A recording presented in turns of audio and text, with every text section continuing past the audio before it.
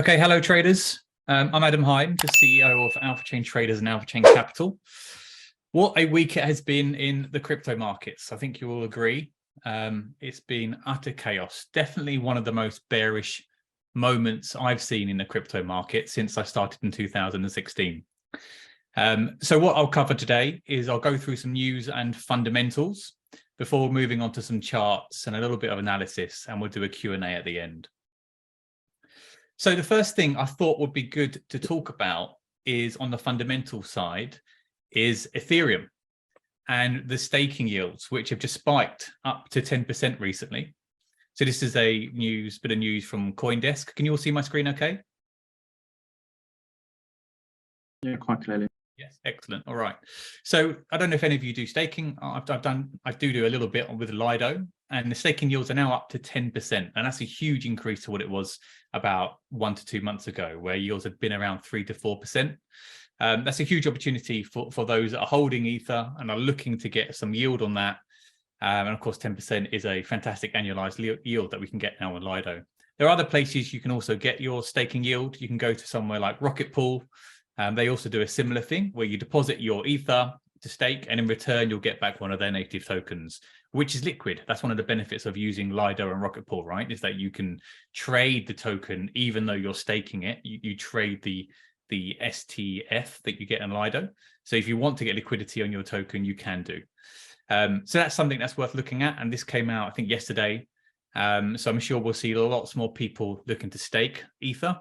Those that perhaps haven't lost it to FTX. I don't know if there's a correlation there as to why the yield has spiked, but that's definitely good for those that are looking to stake.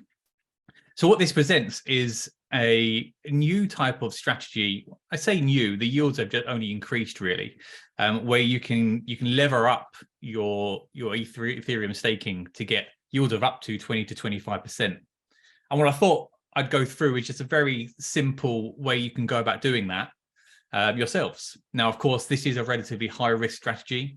You are levering up your Ethereum, and with that comes some risks, which I'll cover shortly. But let's go through the process of actually getting some lever, being able to get that 20 to 25% return on our Ether yields. So if you've got Ethereum, you can do this all through, you can begin it with Lido. So you go to lido.fi and stake your Ethereum. So currently stakers are getting around 9% APR, which again is great compared to what it has been historically, just by depositing your Ether and getting back STF ETH, which is what you get back from Lido in return. That is a token you can transact on the Ethereum network and is also liquid. That's the first part of the process. Second part is then taking your ST ETH onto AV. Let's just open up AV up here. And what we're looking to do is deposit that ST ETH as collateral in return to borrow a wrapped ETH, so that's WETH. You can see the supply rate on wrapped ETH is around 2.42%.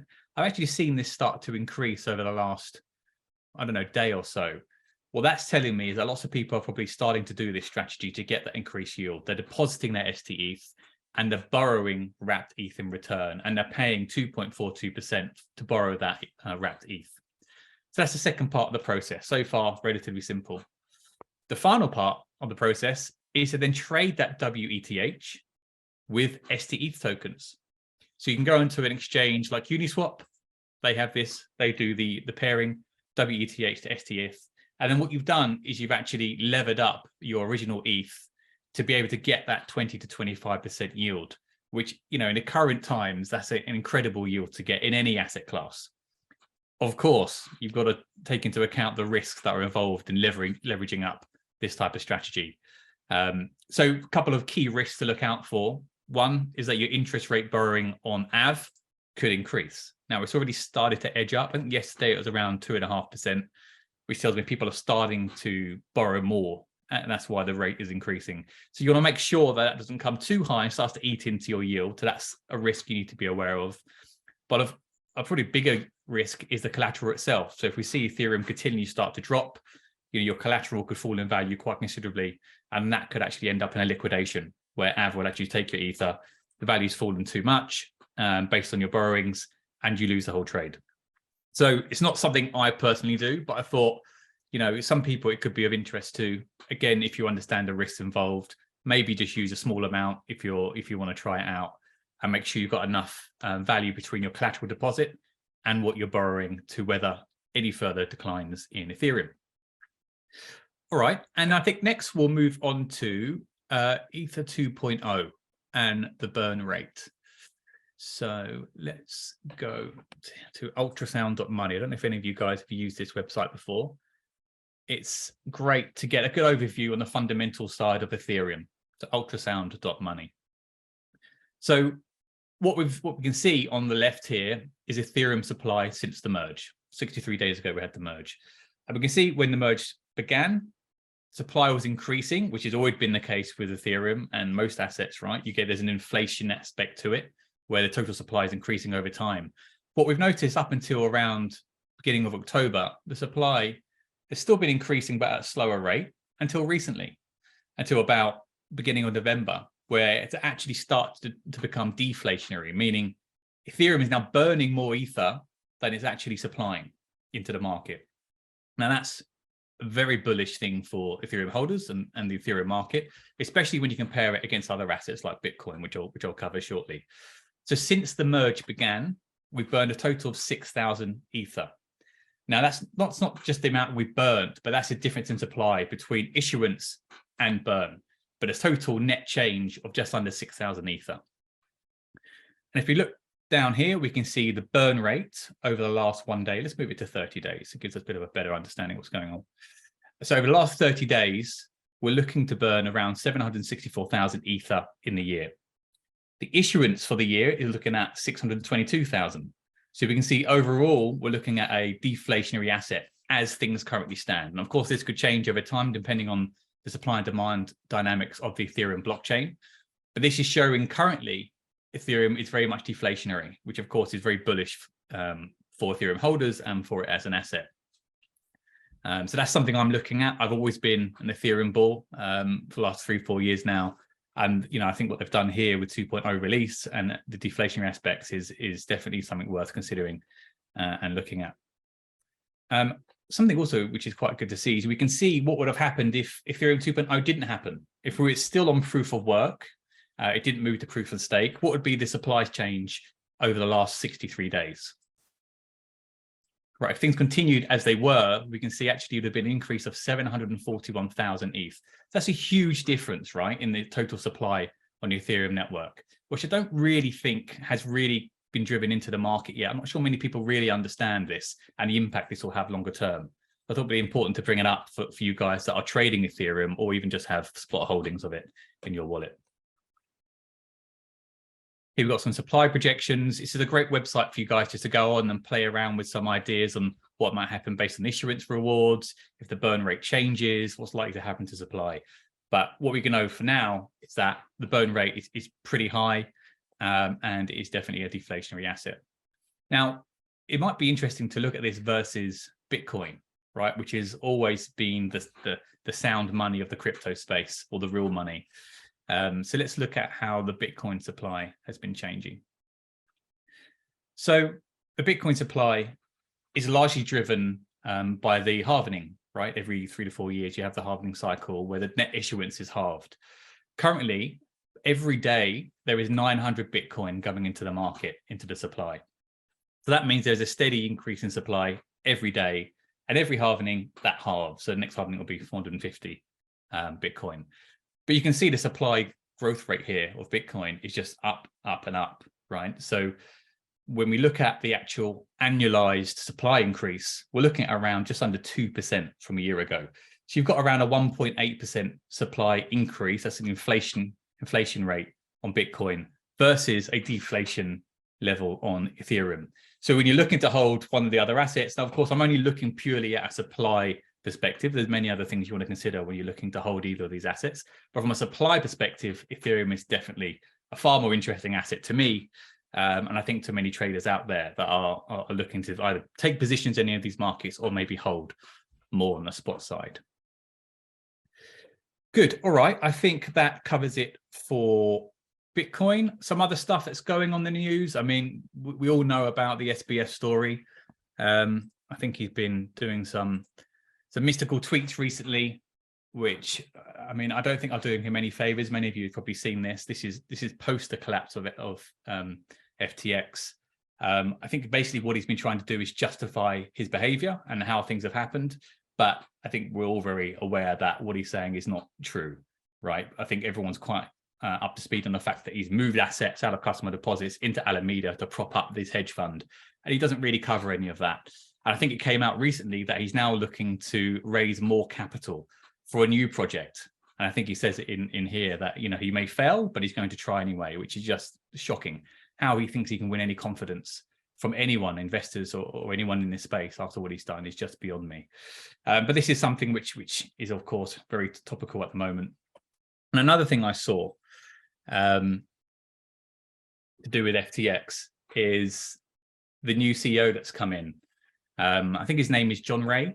He was actually the person that helped take over Enron. If you don't know about Enron, I think there's still a movie about Enron on Netflix. So definitely worth going through and understanding that story. Really interesting. And it's just amazing how it even happened. But this guy came on when Enron was failing to deal with the bankruptcy. So he's very familiar with, you know, big US companies going bankrupt, dealing with the assets and taking them through bankruptcy. He now joins FTX. And this is what he said after joining. Never in my career have I seen such a complete failure of corporate controls and such a complete absence of trustworthy financial information as occurred here. I mean, that's saying something, right? When you've dealt with some of the largest bankruptcies in the world, and this is your first impressions from going through the books of what you see at FTX, it just really makes you wonder what else is going to come out from the FTX story over the next few weeks. Stuff which probably we couldn't imagine.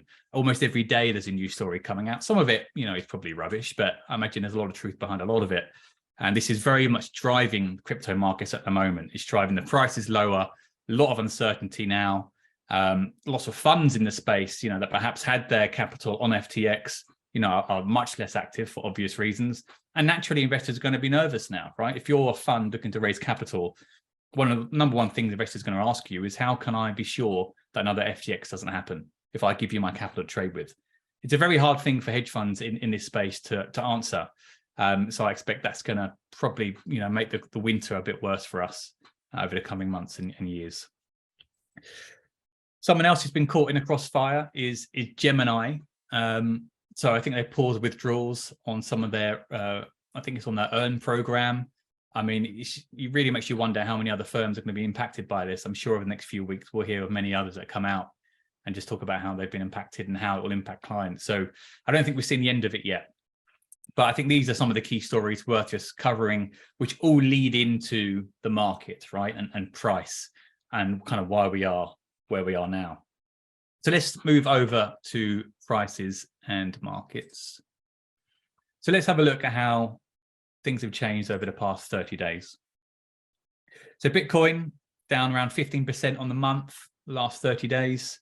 Ethereum performed a bit better, actually, down 10%, considering it's the higher vol asset. That's really interesting to see, isn't it? It is what it is. BNB performing even better, right? Only down 3%. Largely could be due to CZ's behavior on Twitter. You know, how he's looking to save the industry. A lot of the industry kind of rests on his shoulders at this time, which is never a good place for us to be as an industry, but it is where we're at. So this is just interesting to see how things have developed over the last 30 days. How about we look at the last 7 days? Last 7 days, Ethereum definitely outperformed Bitcoin, almost double, right? Up 8% on the week, on the week. And Bitcoin up around just under 5% on the week. BNB relatively flat. So let's move over to Bitcoin chart. Let's zoom out and see how things are looking. So I think we're currently around 75% off the highs. Yeah, around 75% off the highs there. Quite clear to see volatility has dropped to quite severe lows. So I'm looking at volatility based on ATR. There's many different ways you can look at volatility. Average true range is just as good as any for me, really. We can see volatility has come right down. We're not seeing much movement in the space, and that's across the crypto market. And that's kind of what to be expected when you're in the bear market and when things are as bearish as they are. June lows were currently, I think we're lower than June lows, aren't we? June lows were around 17,000. We're now below the June lows, so we're at new lower lows. I think the next support is likely to be around 15K, 14.5K, which was the previous high, the previous bull market. Who knows if we're going to go lower there, but that's probably the next level to look out from a support perspective. Yeah, there's still a lot of bearish attitude in the space. Let's move over to Ethereum. So how's Ethereum fared over the same period? So we can see the June lows around 878 or 890. We haven't got back down to those June lows. So we're still around 30% off those June lows from the previous highs. How are we looking? Around 75% off those previous highs. So again, you know, we had a similar drawdown from the highs, but we can see it's weathered a bit better on the Ethereum side, largely, I believe, due to the fundamental side, right? So come to deflationary, there's a lot behind. There's a lot more reasons to be bullish on the Ethereum side than the Bitcoin. But again, it depends who you speak to, right? Many people will say the complete opposite. But this is just my perspective on how I see things. So if you are looking to, you know, position in either of these markets, my personal way to look at things is probably to have a bit more of a bias on the upside, right? It sounds fairly obvious, but what I mean is implementing that view in how you trade. So clearly the upside, there's far more room from a risk reward perspective to do well than there is on the downside. So perhaps if you're looking to take long trades versus short trades, your short trades, perhaps you want to risk smaller, right? You want to allocate a smaller amount of risk on your short side to your long side. That's probably how I'm looking to trade on my algo system. So shorts are slightly smaller position sizing I'm talking about than the long side. But who knows? That doesn't mean we haven't got further down to go, right? We certainly can go lower from here, but I just think the risk reward is much better on the upside. All right, ETHBTC. So let's look at how this is weathered. So this is Ethereum versus BTC over historically. So what we can see here is, this is on the daily chart. We can actually see these are in orange, these are the previous lows. So we can actually see the lows of the ETHBTC chart is actually, we're getting higher lows at the end of every bull cycle. So at the end of the last bull market, we saw Ether really start to drop versus BTC all the way down to 0.018. And then when the bull market then began, the higher risk assets, the higher vol assets start to rally. And that's exactly what we've seen here with Ethereum. But actually now the bear market's begun, we haven't seen what we've seen historically. We haven't seen the Ethereum start to fall, the Ether-BTC ratio start to fall like it has done historically in previous bear markets, which is very interesting, right? It perhaps means that people are starting to view Ethereum differently. It means that the dominance of Ethereum is growing versus BTC, and therefore perhaps the market cap, or the market cap of Ethereum will be growing versus BTC. Who knows if this is a pattern that will continue into the future, but it's just quite interesting to see it not follow previous history, and where the high vol asset is actually keeping its value versus BTC, which is supposed to be the gold of the industry, the safe money. Again, another reason why I am bullish Ethereum and have been for some time versus BTC. And I think we see something similar in the BTC dominance chart. So this chart is showing us percentage of BTC dominance versus all other assets, right? So for example, down here, BTC was 35% of the total market cap of the industry. Up here, this is back in September 19, it was around 70%. So what we've seen is a similar thing here with BTC dominance, right? So at the beginning of the previous bull market, we see BTC dominance fall. And that's usually because all the riskier assets, such as Ethereum and those other smaller tokens, start to rally more than you see in BTC, as you'd expect with smaller tokens. That's why they then take up a greater amount of the market cap of the total industry. And then when the bear market comes, we then start to see BTC play that safe haven role in the crypto space. It then regains some of its BTC dominance, rising from 35% up to 70% of total market cap. When we had the next bull run, the most recent bull run, 2020, 2021, we start to see it fall again, right? BTC dominance falls, all the smaller caps start to rise greater than they did with BTC. But actually now we're in a bear market, we haven't seen that BTC dominance go back up towards a 70% level, which again is something to really be aware of, that Ethereum and some of the smaller assets, perhaps, I think probably largely Ethereum, is maintaining its market share versus Bitcoin and not giving it all back. BTC is not seeing that safe haven play this time. Who knows, it may play out over the next coming months. You know, we're not at the end of the bear market yet, but historically you would have seen it go back to its highs a lot sooner. So this is just something else to keep an eye on if you're looking to position in either of these markets. Generally, when you're trading these markets, you know Ethereum is a higher vol asset, right? So generally, you're going to get greater moves in Ethereum than you will in BTC, but it's not always the case. If some of you haven't seen it already, in my flow of funds cycle, you'll find it on YouTube. I think some of you have it in your programs as well. You'll understand the flow of funds, and maybe this continues in the next bull market, or perhaps we're going to see some different dynamics. I think things, I know they say it and they say it doesn't come true, but maybe this time it is different. We'll have to wait and see.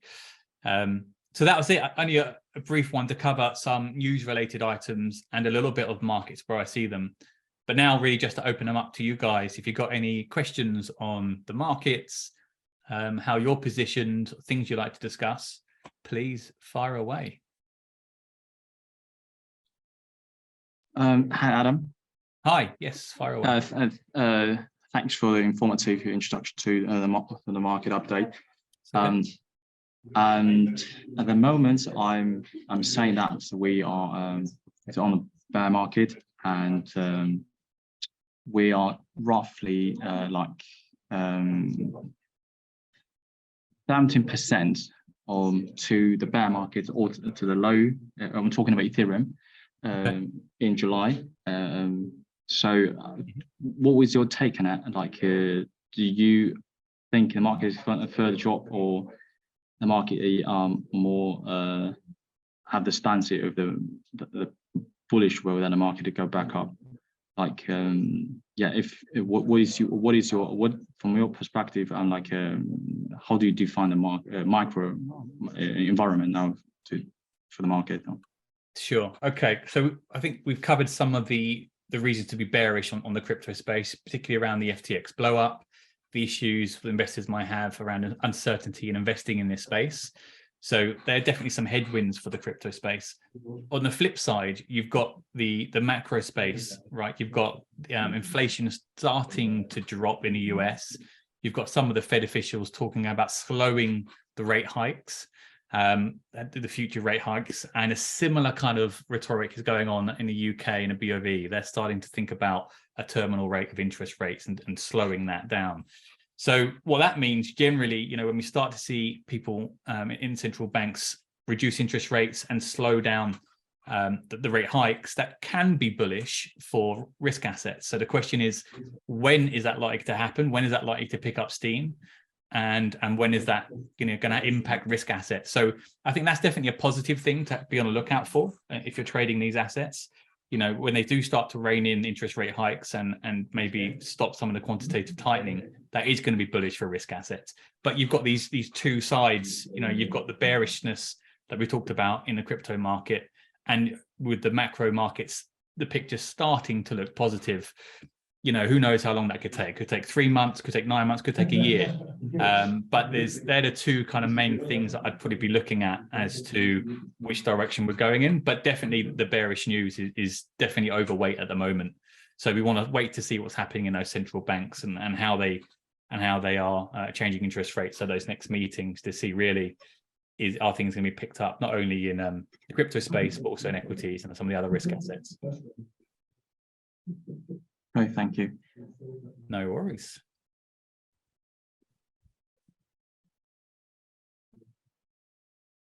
Ari, yes, fire away. Yes, hi. I'm just a short question. With this whole bearish mood in the crypto space, I don't think, well, most institutional investors were not too excited generally to trust the crypto space, especially now after the FTX blow up and so much tied into it. So how do you see, well, as I see it now, it's probably going to kill the trust from the institutional world in certain crypto assets, which are unregulated or not trustworthy. How do you expect it's going to change, or it's going to stay that way? Yeah, it's a good question, and I guess time will tell. But I think what we started to see is some of the more cryptocurrency focused exchanges like Binance start to offer proof of reserves, which is something they should have done a long while ago. But it's something that Kraken have been doing since 2014, actually, where they've been showing their proof of reserves. You can verify that they do have the reserves that they say they have on the blockchain. So I think what this whole blow up is starting to do is make exchanges become more responsible and more transparent. So we're starting to see that. It's almost like the industry is starting to, I guess, regulate itself to a certain degree, isn't it? And hopefully some of these measures that these exchanges are taking, especially Binance, you know, the biggest one in the space, is hopefully going to fill some investors with more confidence. And I think that's the whole idea here, isn't it? How can we make investors and traders feel more comfortable putting money on an exchange, knowing that they're not going to disappear or use the assets for their own investing or anything else? So I think we'll see more of that as things go on. We'll see more exchanges start to take this this transparency approach, and I think the people that don't do that, exchanges that don't do that, will be left behind.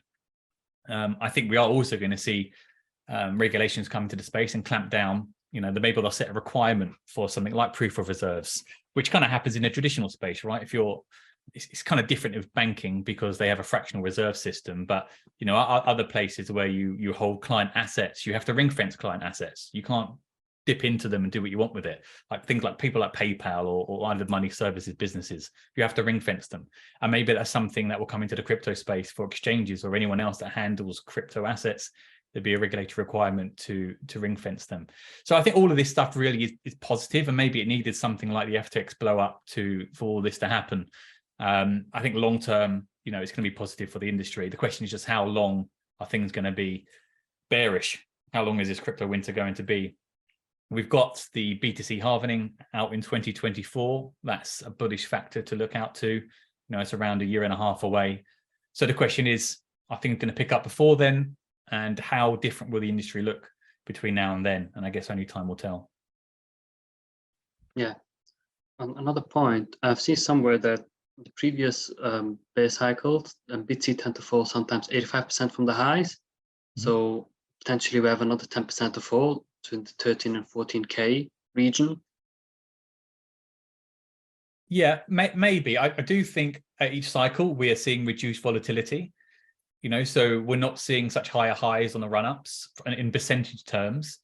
And in theory, we probably wouldn't see such a great fall on the downside. And I think over time, you know, 5-10 years, we'll see volatility start to decrease in those cycles. But, you know, I think we've seen further downside because of what's happened in the space recently. Perhaps if we didn't have the FTX blow up, you know, we saw some bullish data from the US already with inflation starting to tick down. We saw how amazing like stocks reacted in the US. I think the NASDAQ was up like 9% in 2 days, which is just unheard of. And crypto would have done the same thing, you know, but unfortunately with the FTX story, it's been subdued. So we have gone further lower. Who knows if there's further to go? I suspect there probably is. But yeah, hopefully it won't be forever. So it's just a matter of time before things pick up again.